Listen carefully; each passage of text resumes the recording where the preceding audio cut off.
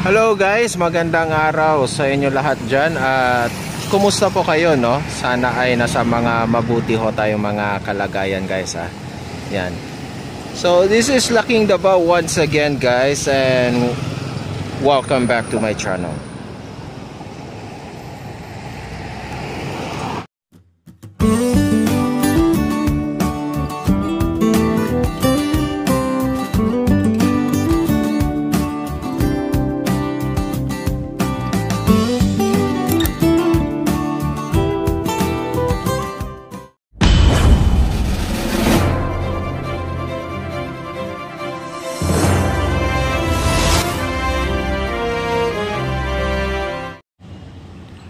Hello guys, magandang araw sa inyo lahat. Yan. So nandito ho tayo ngayon sa CP Garcia Highway guys, no? At binalikan natin itong isa sa mga major infrastructure project ng ating gobyerno dito sa Davao City. Ito ay ang yung Magtuod flyover guys, no? Ayan. This is our 7th update for this project guys, no? Yung last update natin, kung natatandaan ninyo, yun yung pagka simula, no? Halos kakagawa lang nila yung pinakaunang tawag dyan, yung pier capping, no? Yan daw yung yan daw ang tawag dyan guys, no? Kasi nagtatanong ako noon that time, sabi ko paki-comment kung ano tawag sa mga parang parallel something na like that, no? So ang may nagsabi sa akin, may nag-comment isa, ang tawag daw dyan ay pier capping, no? Yung pinapatungan mismo ng itong mga girders, no? Yung papatungan ng mga girders para magka-connect-connecta tong mga sa taas guys, no? Ayan. So ngayon, let us update this project, no? Ayan. So ito na ho siya, no? Medyo ang napansin ko dito ngayon guys, no? Parang biglang nagkaroon ng parang nasa full swing sila, no? Ayan, no? Kasi biglang dami ng ganap dito kaagad, no? Actually, ayan, no? So dinadahan. Dito tayo sa side ng ano mismo guys, no? This is the northeast direction guys, no? Or yung papuntang Buhangin or Panakan guys, no? Ayan. Doon yung papuntang Buhangin, no? Ayan. So ito mag-update tayo about this project.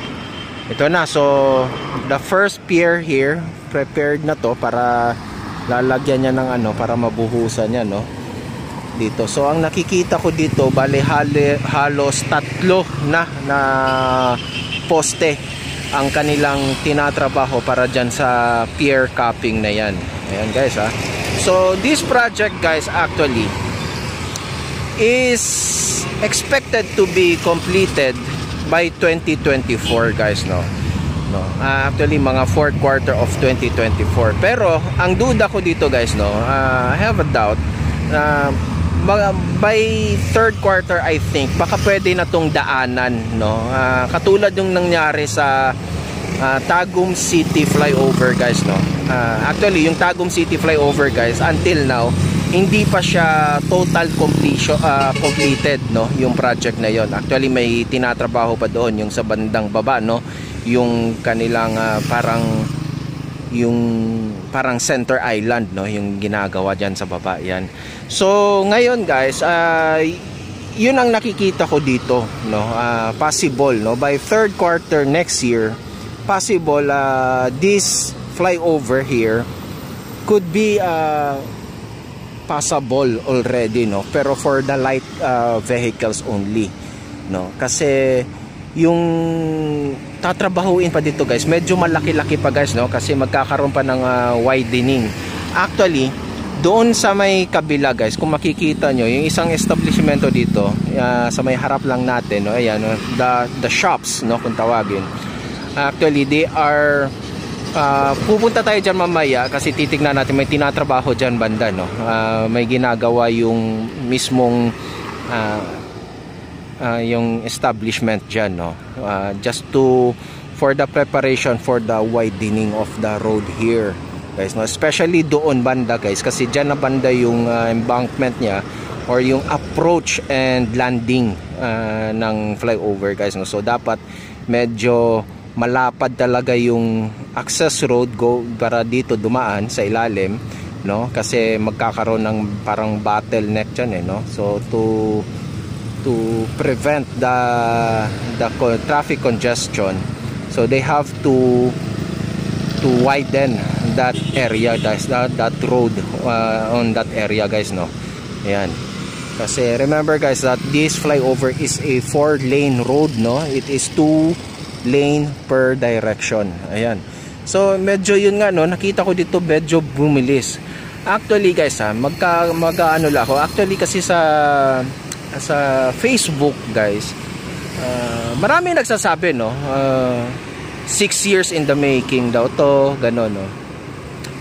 Actually, guys, this project here is just started on 2022 or 2021, no, last quarter of 2021, no.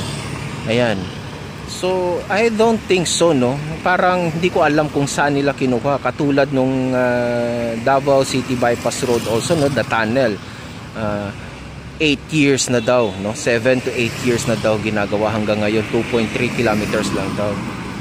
Guys, ang pagkakaalam ko talaga doon, guys, no, it's just around 2022 nag-start ang tunneling system, no? So ewan ko ba sa mga iba bakit ganun na naiisip. I don't know if they have some kind of issue about Davao City or what, no? So they just like to, parang naghahanap lang sila ng mga something gusto nilang i-issue, no?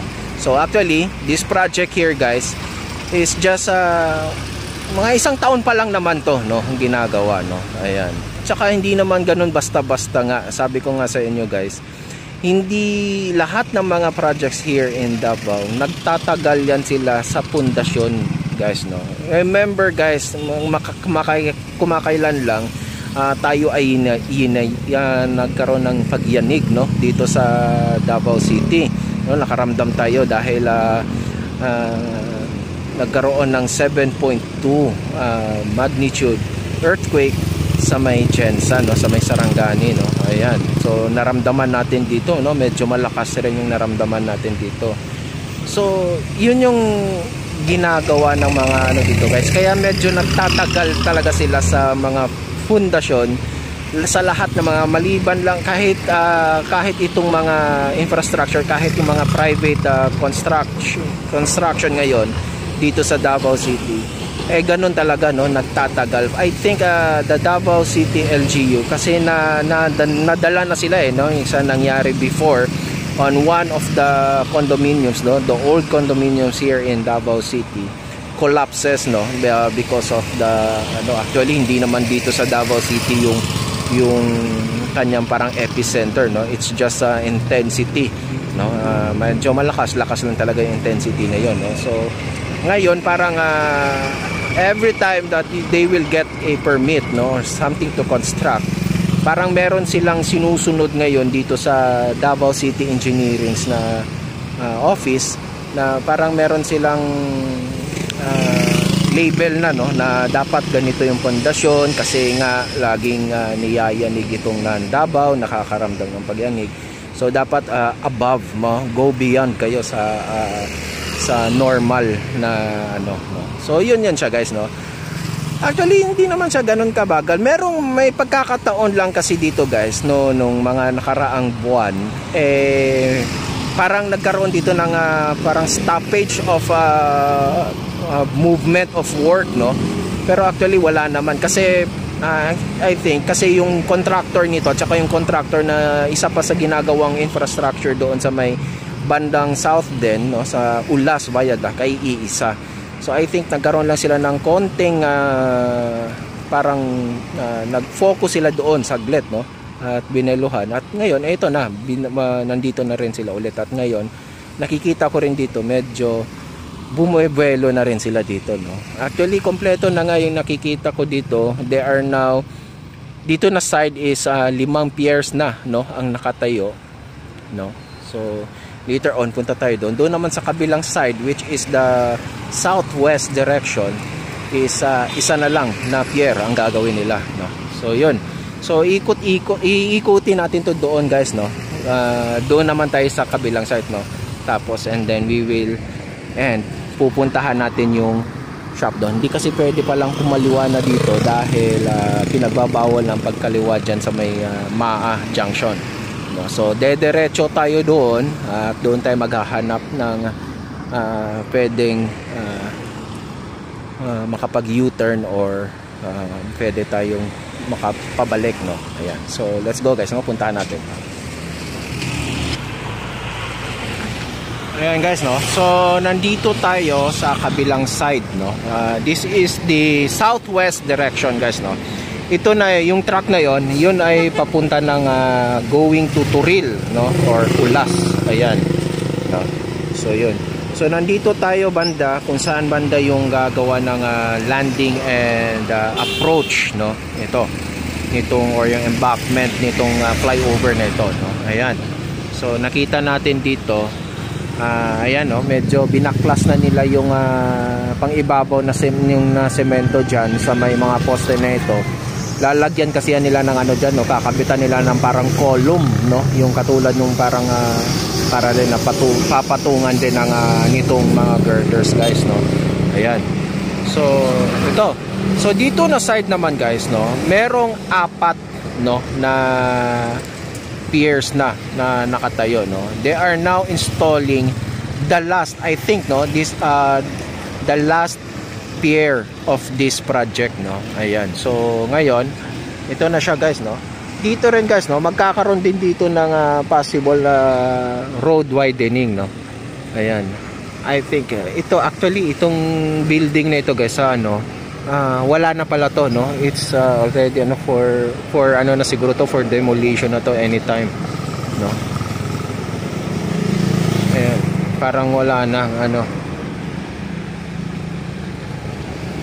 they've already move out, no. Ayan, wala na mga kandado yung mga ang kanilang roll up doors dito, so it means tinanggal na rin yung mga signages nila dyan, no. Ayan, so dito rin guys, no, magkakaroon dito ng road widening of course guys, no. Kasi ito nga sabi ko sa inyo, dahil dito banda yung approach, no, and the or yung approach and landing portion ng nitong flyover. So kailangan dapat malapad yung nitong access road dito towards going there, no, kung ikaw ay pupunta ng Maa, no, or sa Magtuod na side. Okay, so ngayon guys, aabante tayo doon konti para makita na natin yung mga tinatrabaho dyan. Ayan.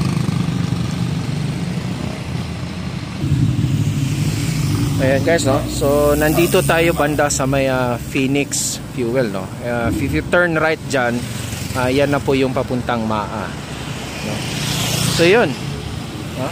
Yun yung sinasabi ko na the last pier they are installing guys, no? Punta tayo doon banda guys.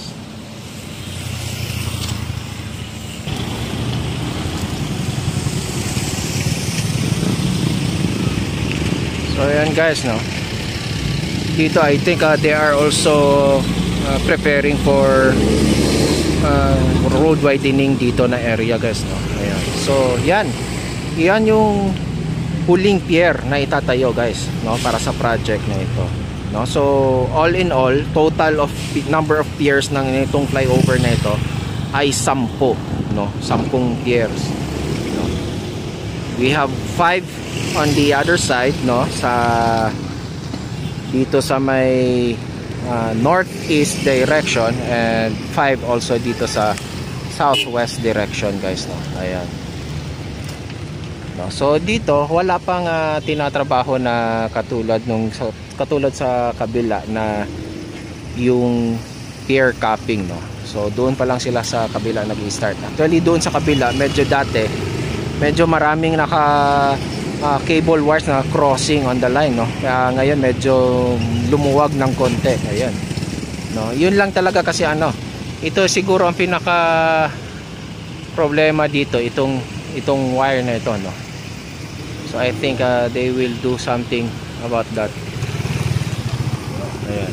Tatanggalin talaga yan guys. Hindi pwede yan kasi yan, lalo na pagka nandyan na, lalo na pagka magkakabit na sila ng mga girders guys, no. Tatama yan sa mga cranes na bubuhat ng girders.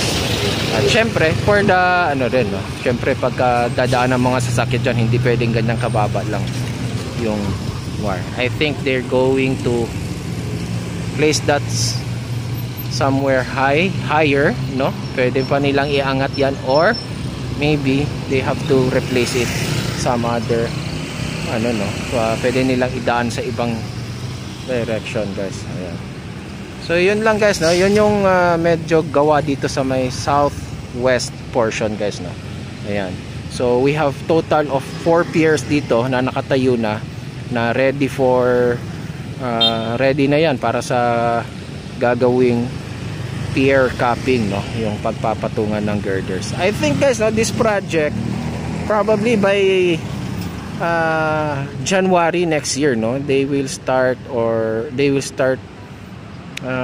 putting for ano, no, maglalagay na sila ng mga nitong mga girders, I think, no, doon sa mga nauna nilang pinaglagyan ng ano, nung mga pier capping guys. Ayan. Ayun, thank you pala doon sa ano, nakalimutan ko, lalagay ano ko na lang diyan yung ano guys, ha, sa kanya, shout out sa kanya, isa nagsabi na pier capping daw yan, no. Ayan, ipa-flash ko na lang diyan yung name niya tsaka yung comment niya. Maraming salamat sa iyo. Ayan, so that's it guys, no. So punta tayo doon, balik tayo doon sa kabila, titignan natin doon yung sa may the shops, no. Titignan natin kung ano yung ginagawa doon guys. Let's go guys. Ayan guys, no. So before pala tayo mag punta doon sa the shops, so ito yung sa may part pa rin ng ano, ha, nakikita nyo dito bago dumating dito sa may gasolinahan. Ayan guys. So medyo may mga maliliit na bahay-bahay dito guys, no. They are also ano na yata to guys, no? Parang walang tao na dito, na inabandon na, for demolition na rin to. So this is the preparation also for the road widening here na side, no? Ayan. So yun guys, no, yun pa ang mga pangyayari. So, kaya hindi ganun basta-basta yung project na ito guys, no. Hindi to pwedeng kunin lang 3 buwan lang na project, no. Yung sa mga naiinip na sinasabi 6 years in the making. Hindi naman 6 years guys, kasi 2020, all I know parang 2021 to, no. Kasi 2021 or 2022 lang to nagumpisa, no, on the first quarter of 2022, no. Ngayon nasa fourth quarter of 2022 pa lang tayo guys. Kikita nyo yan na ang dami na nakatayong poste. So hindi ganun ka ano to, no. Hindi to mabagal guys, no. Ayan, we are on the fourth quarter of 2023. So nakaka ano pa lang to, no. Parang ayun, last quarter of 2022 I think nag-umpisa to, no. Ayan, no, mga last quarter or third quarter of 2022 nag-umpisa to. So I think, no, mga isang taon pa lang mahigit itong project na ito guys. Ayan. So as you can see it, hindi ganun ho basta-basta ang mga infrastructure project guys, no. Ano bang gusto nyo? Gusto nyo madaliin tapos matulad dun sa may isang lugar na nangyari katulad ngayon, hindi magamit-gamit, minadali, ayan, tuloy. Perwisyo sa mga taga roon ang nangyari sa project sa flyover doon, di ba guys? So mabuti na to, slowly but surely, no. Okay. Hindi naman siya ganun kahina yung trabaho dito guys, naninigurado lang tayo. Ika nga, sabi ko nga sa inyo, at lagi tayong nadadalaw ng pagyanig ng lupa dito sa Davao City. So we have to make sure, no, that everything will be okay, no, at tsaka total perfectly treated yung mga semento, kaya ganyan kalalaki yung poste na yan guys, oh. Yan. Hindi rin basta-basta itong mga project na mga ginagawa sa Davao, no. Medyo antay lang tayo guys, no, relax, no, relax lang. if you do have some meron kayo mga suggestion or what, be good to your comments, guys, no? You don't have to be bully or what for something para lang mapansin kayo or what, no? Ganon. So yun, pasensya na ha, kasi paminsan kasi nakakasira ng ano no, yung someone is updating us, no, to inform us about the quality of project or what is happening on our areas, no, not only here in Davao, kahit saan may ganon talaga, hindi natin maiiwasan, meron talaga mga taong barubal no, ganon kung sumagot para lang magpapansin, no. Ayan. So I don't know to you guys, no, baka I think naghahanap lang kayo ng something issue para lang may mai-issue kayo. So well, bahala kayo kung yan talaga yung tipo nyo, no. Well, basta ito, no, we're just updating you guys about the project, no. There's nothing wrong about this project. Wala namang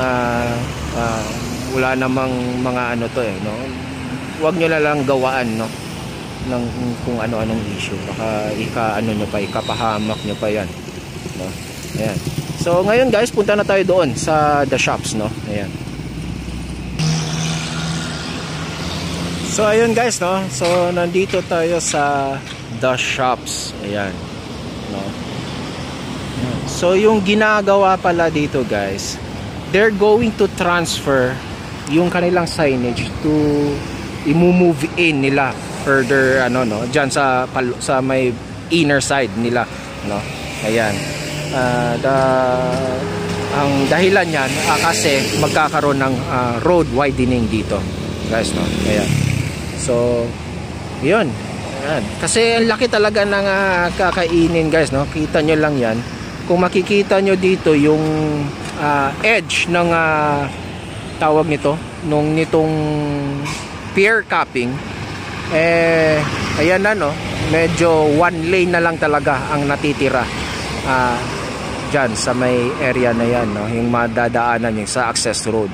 So it should be 2 lanes at least, no. Ayan. So ayan, kasi ito kasi guys, ito na yung embankment, ito na yung landing and approach ng flyover. Ayan guys, no. So yun guys, so dito na side guys talaga medyo full of workloads dito na area. So I think, no, maybe by next year 2024 first quarter, ayan, medyo ayan, no, baka itong mga naunang nilagyan na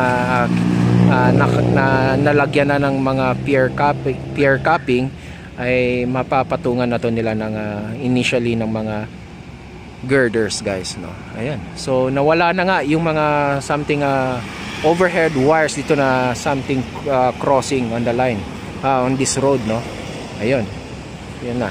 Tapos next nito guys, itong mga poste na ito, they will transfer also this one, no, for the road, no. Ayan. Kasi meron ng makikita din natin dito, meron ng itinatayo dito na side, no, na bagong poste, no. So ito malamang tatanggalin yan, lilipat na sila dyan, no. Ayan. So yun guys, no. So that's it. That is our latest update about this Magtuod flyover, guys, no, as of today, no, November, no, November pa lang ngayon. It is the second week of November. So guys, please like and share, guys, no. And sa mga hindi pa nakapag-subscribe dyan sa akin, guys, please do so. Subscribe na po kayo. Hit nyo na rin yung notification bell para ma-notify kayo every time I will upload a video tungkol sa mga development na nangyayari dito sa Metro Davao, no, tulad nito. Ayan. So again guys, sa aking paalala, no, guys, relax lang tayo, guys, ingat sa mga ating mga pang-araw-araw na mga ginagawa. Handahan lang ho tayo, lalo na sa mga nagmamaneho. Huwag ho tayo masyadong magiging atat at magiging masyadong buwelo ng buwelo, no. Ingat din tayo, guys, dahil yung mga mahal natin sa buhay, inaambangan tayo niyan hanggang makauwi tayo na matiwasay, okay? Ayan. And doon sa mga ano pala, guys, Sorry about sa kanina guys, no? Sa Facebook yung mini-mention ko guys ha, about sa meron kasi akong pina-follow na page sa Facebook. Ayan, recently nag-update siya about this project, and marami kasi talagang ano, no? They are saying it is 6 years already in the making. Parang hindi naman kasi tama, no? They have, before you comment guys, no, you have to make sure na kung tama yung i-comment mo. This project just started on 2022, no? So 2023 pa lang ngayon. So hindi ko alam kung paano nyo binilang yung 6 years na yan, no? Hindi ko alam kung ano ba kayo, no? Bahala na kayo. Okay, so yun, ingat-ingat lang din tayo ha. God bless sa inyo lahat dyan guys, okay? Relax lang. Okay, so thank you so much. God bless us all, and this is Laking Davao once again. Adios.